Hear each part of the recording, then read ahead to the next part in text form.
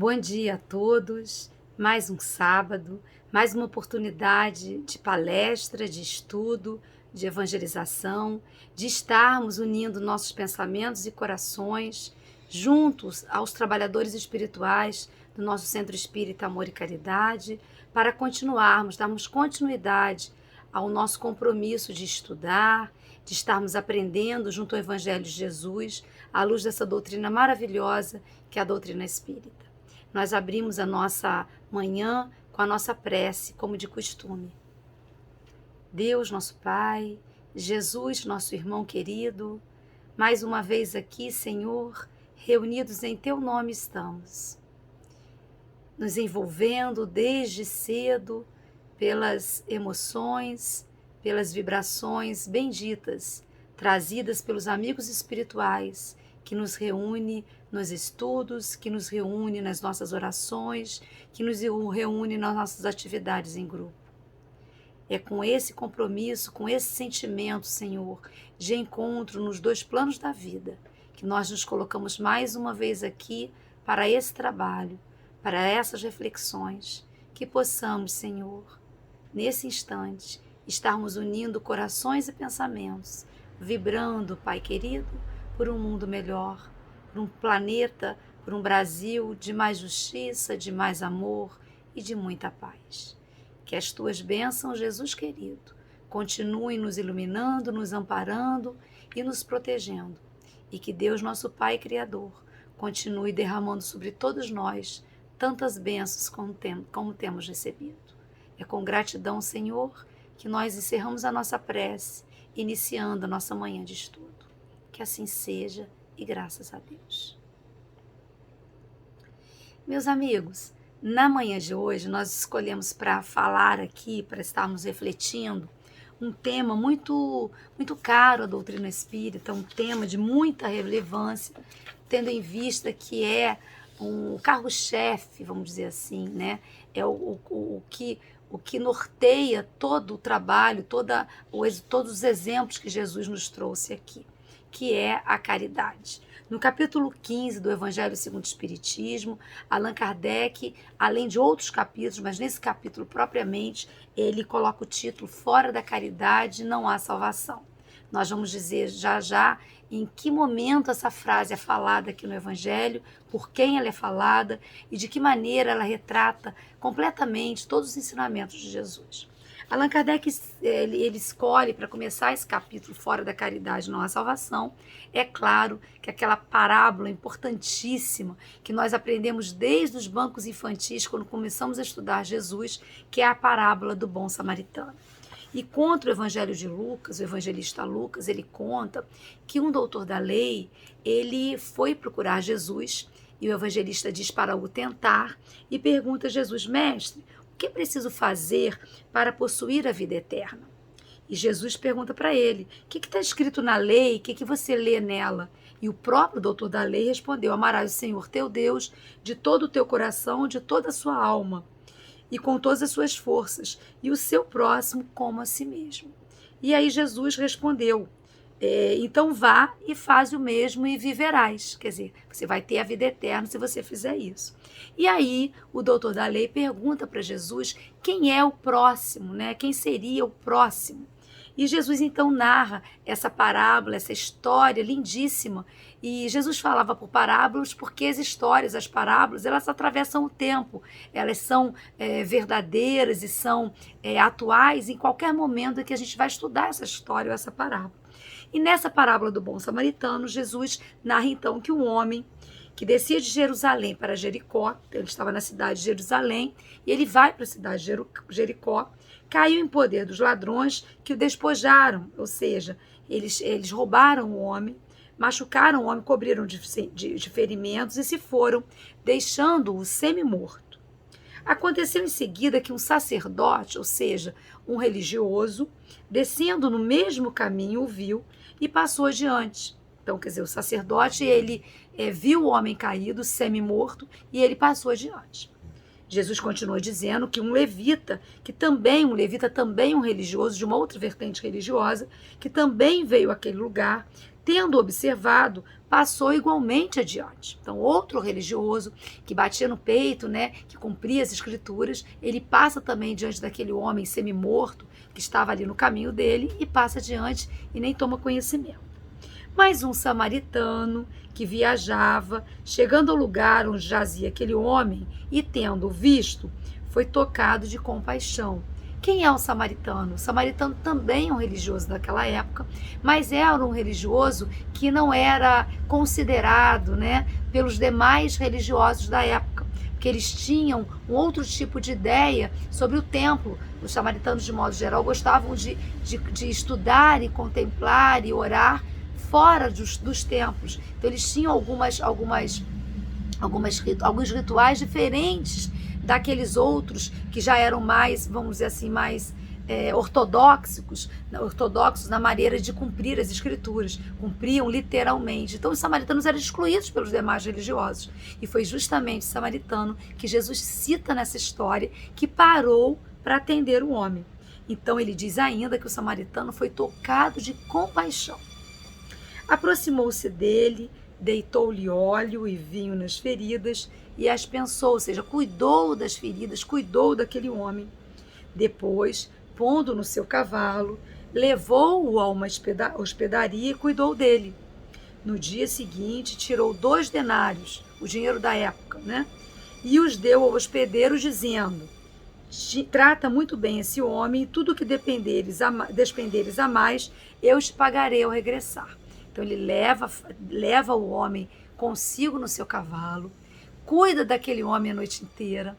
No dia seguinte, como ele ia tratar dos seus afazeres, seguir a sua viagem, ele pede ao dono da hospedaria onde ele estava para continuar cuidando do homem, dá um dinheiro ao dono da hospedaria e diz que se ele gastasse mais, que ele arcaria com as demais despesas daquele homem ferido.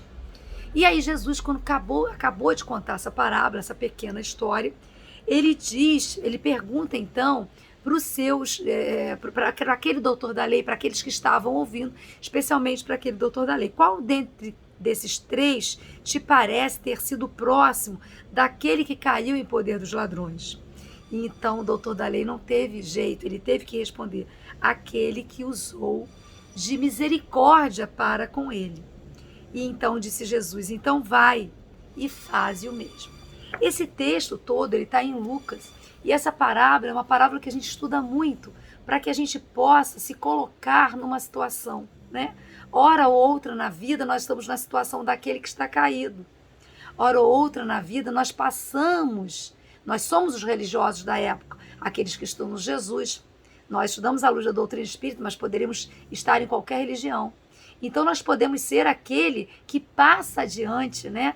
Que vê o homem caído, que vê aquele homem semi-morto e passa adiante. Acredito que dificilmente nós somos aqueles tocados de compaixão, de misericórdia, que vai parar, que vai cuidar das feridas daquele homem, que vai levar aquele homem até um lugar seguro, que vai passar a noite cuidando daquele irmão e depois ainda vai se comprometer para continuar fazendo esse cuidado, dando esse cuidado do próprio bolso, né? Ele tinha dado seu tempo, mas ele dá do próprio bolso e garante para que aquele homem fosse continuar a ser cuidado.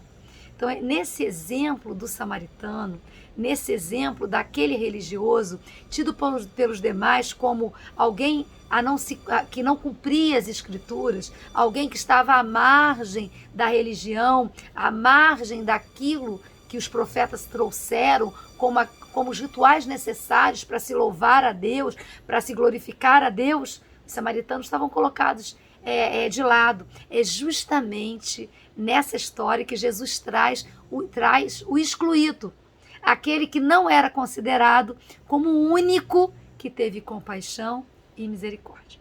E aí nós vamos observar que a caridade, muitas vezes, ela não é praticada por aqueles que estudam, não é praticada por aqueles que glorificam, muitas vezes não é praticada por aqueles que falam em nome de Deus, muitas vezes ela não é praticada por aqueles que seguem esse ou aquele ritual, seguem esse ou aquele caminho, frequentam esse ou aquele templo, Muitas vezes a caridade, muitas vezes o bem, muitas vezes esse olhar de compaixão e de misericórdia vai ser lançado sobre o próximo por uma criatura que necessariamente não é aquela que essas pessoas esperam que cuide do outro, né?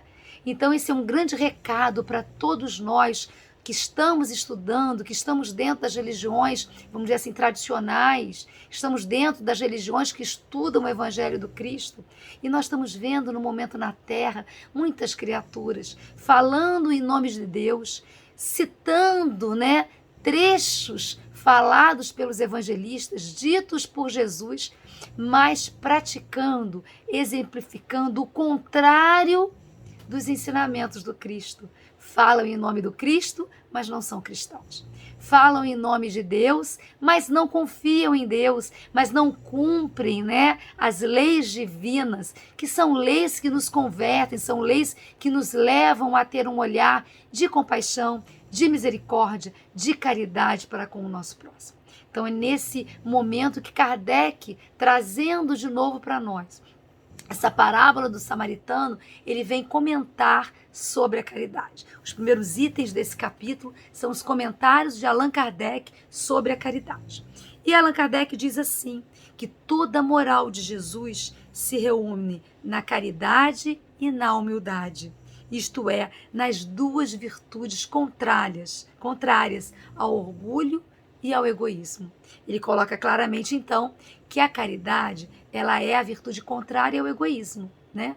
Caridade é aquele fato de você doar de si, de você ajudar, olhar o seu próximo com misericórdia e compaixão e oferecer algo. Não precisa ser algo material, pode ser um sorriso, pode ser um abraço, pode ser uma oração ou pode ser até algo material também.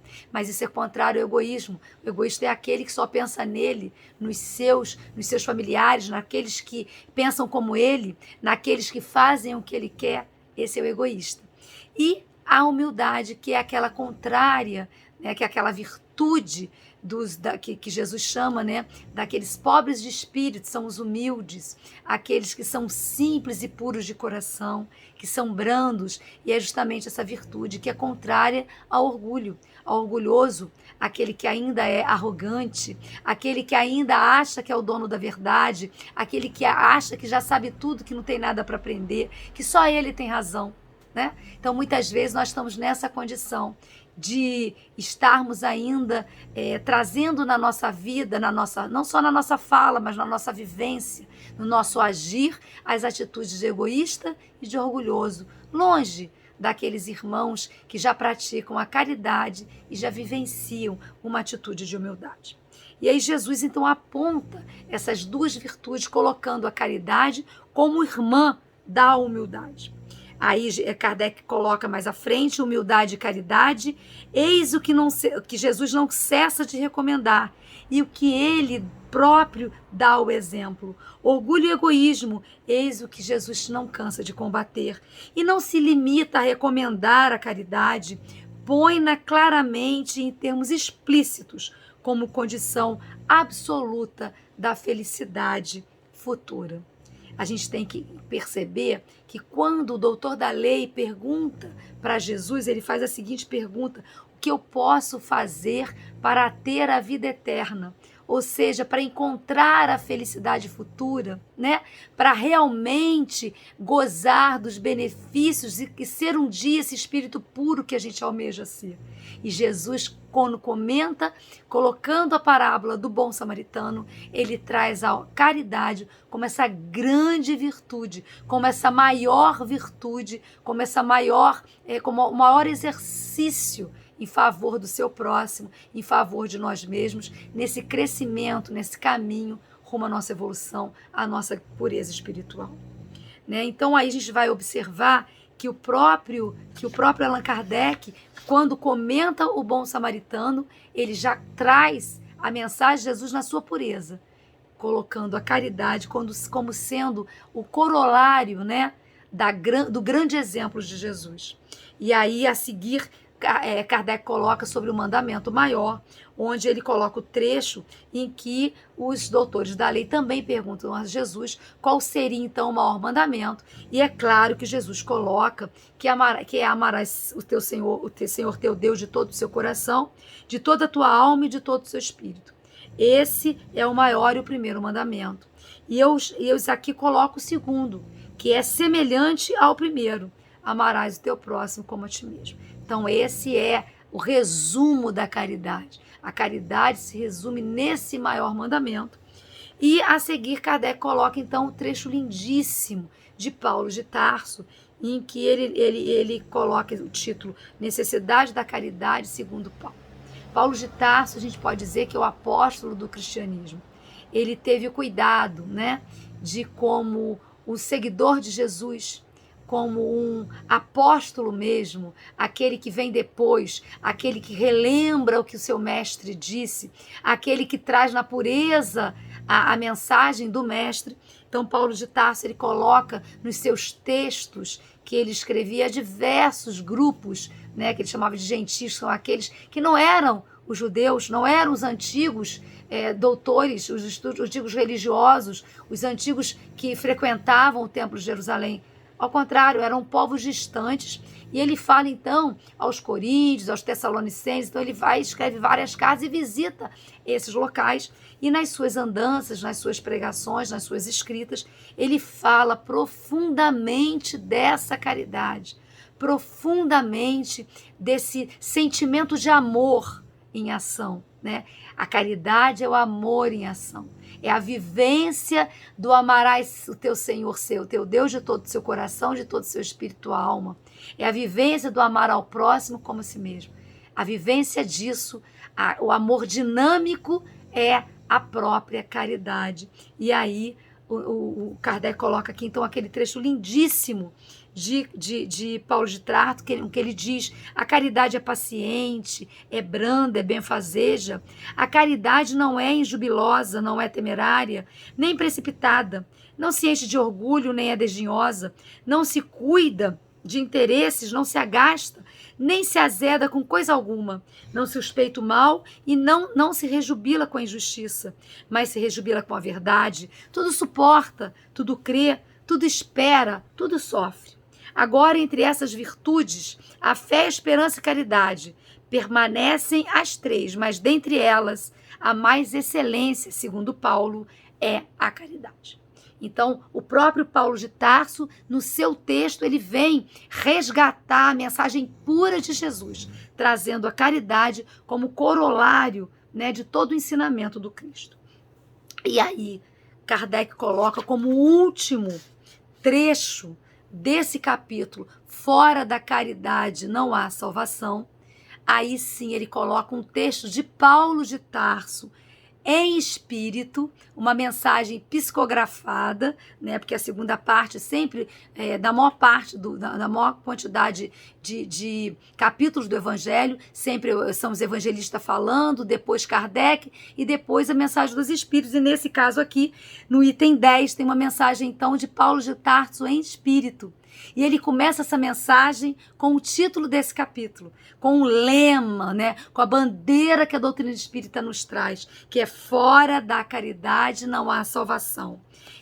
Então Paulo de Tarso coloca assim: meus filhos, na máxima fora da caridade não há salvação, estão encerrados os destinos do homem, na terra e no céu. Na terra, porque à sombra desse estandarte eles viverão em paz. No céu, porque os que houverem praticado, acharão graças diante do Senhor. Essa divisa é o facho celeste, a luminosa coluna que guia o homem no deserto da vida, encaminhando-o para a terra da promissão. Ela brilha no céu como a auréola santa na fronte dos eleitos, e na terra se acha gravada no coração daqueles a quem Jesus dirá: passai à direita, benditos do meu Pai. Reconhecê-lo-eis pelo perfume da caridade que espalham em torno de si. Nada exprime com mais exatidão o pensamento de Jesus. Nada resume tão bem os deveres do homem como essa máxima de ordem divina. Não poderia o Espiritismo provar melhor a sua origem do que apresentando-a como regra, por isso que é um reflexo do mais puro cristianismo. Levando-a por guia, nunca um homem se transviará.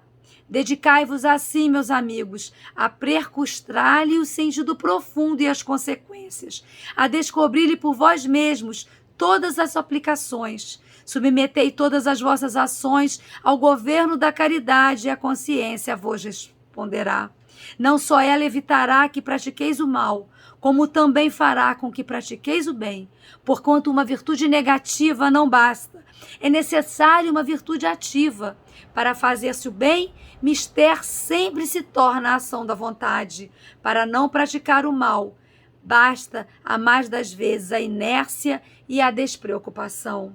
Meus amigos, agradecei a Deus o haver permitido que pudesses gozar a luz do Espiritismo.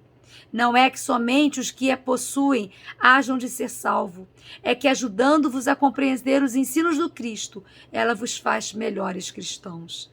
Esforçai-vos, pois, para que os vossos irmãos, observando-vos, sejam induzidos a reconhecer que o verdadeiro espírita e o verdadeiro cristão são uma só e a mesma coisa, dado que todos quantos praticam a caridade são discípulos de Jesus, sem embargo de seita a que pertençam.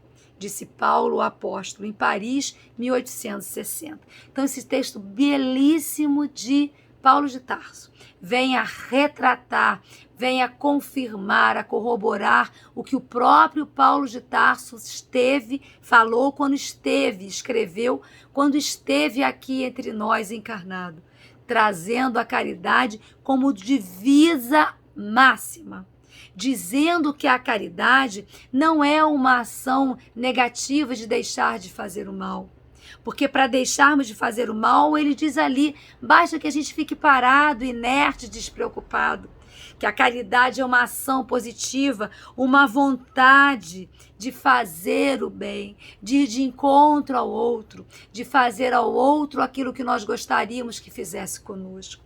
E quando Allan Kardec pergunta aos espíritos, isso consta no Livro dos Espíritos, na questão 886, quando Allan Kardec pergunta aos espíritos, numa questão importantíssima, qual o verdadeiro sentido de caridade, tal qual ensinava Jesus?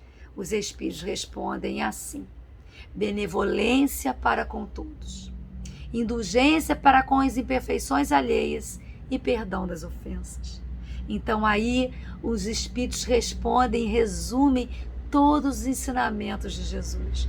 Benevolência para com todos, porque o próximo pode ser qualquer um. Não é apenas o nosso filho, não é apenas o nosso irmão, não é apenas aquele que nós amamos, aquele que pensa como nós, aquele que divide conosco o trabalho ou divide conosco os mesmos interesses e afinidades. O próximo é aquele que está no nosso caminho, começando pelos que estão no nosso lar, como aqueles que estão nas nossas ruas, como aqueles que estão no nosso trabalho, aqueles que desafiam e nos ofendem, aqueles que vão nos trazer a possibilidade de oferecermos o nosso melhor. E nós muitas vezes perdendo a oportunidade. É benevolência, é fazer o bem sem interesse a quem quer que seja. E aí ele traz a indulgência, os Espíritos trazem a indulgência com a imperfeição dos outros. É justamente esse exemplo aqui de olhar o outro com misericórdia, com compaixão. O nosso mundo está precisando de compaixão, de piedade, de misericórdia, de nós olharmos o outro e não vermos somente o que o outro traz de mal, mas aquilo que ele já traz de bem, que nós podemos ajudá-lo a ser melhor. Isso se faz com a criança, isso se faz com o filho, se faz com o irmão, se faz com aquele que trabalha conosco, com aquele que disputa conosco, com aquele que hoje nos odeia. Porque acrescentou Jesus o amai os vossos inimigos, a amar ao próximo como a nós mesmos. Ele acrescentou amar os nossos inimigos. E aí os Espíritos nos trazem o perdão das ofensas como uma das características daquele que já vivencia a caridade. É aquele que já consegue entender que o outro que errou contigo não fez porque ele é puramente mau, porque ele também tem a bondade e a lei e a pureza e a possibilidade de chegar à pureza espiritual como nós. Aquele que errou conosco é o irmão que muitas vezes está doente, que ainda não conhece, que ignora. Então, se nós pudermos exercitar o perdão, tirar a mágoa, o ódio, o rancor do nosso coração, nós estaremos exercitando a caridade. E não só a caridade para com o outro, porque o perdão, ele é um sentimento que é de amor a nós mesmos, ele é um sentimento de caridade para conosco mesmo, porque quando nós tiramos a mágoa, nós nos libertamos do ódio, do rancor por aquele que nos ofendeu, por aquele que nos fez sentir mal, né? Por aquele que fez o mal conosco. Quando nós perdoamos, conseguimos oferecer o nosso perdão, nós conseguimos também fazer caridade e nos libertar desse peso. Então a caridade, ela é abrangente, profunda. É claro que dentro da lide espírita, dentro da casa espírita, dentro dos estudos espíritas, nós haveremos muito de estudar, de pensar, de refletir, de ler 1000 textos sobre caridade. Mas é necessário que nós pensemos no Cristo, que nos trouxe a mensagem do samaritano, e pensarmos em nós, o que estamos fazendo com a nossa religiosidade, com a nossa espiritualidade, com a oportunidade de estarmos nessa vida como cristãos, estudando o Evangelho do Cristo, à luz da doutrina espírita, à luz dessa doutrina que nos consola, nos liberta, nos traz verdades divinas e nos conduz para a reflexão e para a reforma íntima. Que nós possamos, então, pensar mais profundamente em todos esses ensinamentos. Que nós possamos, cada um de nós, refletir e nos dar a oportunidade de ainda hoje fazermos o melhor no momento e na situação que Deus nos coloca.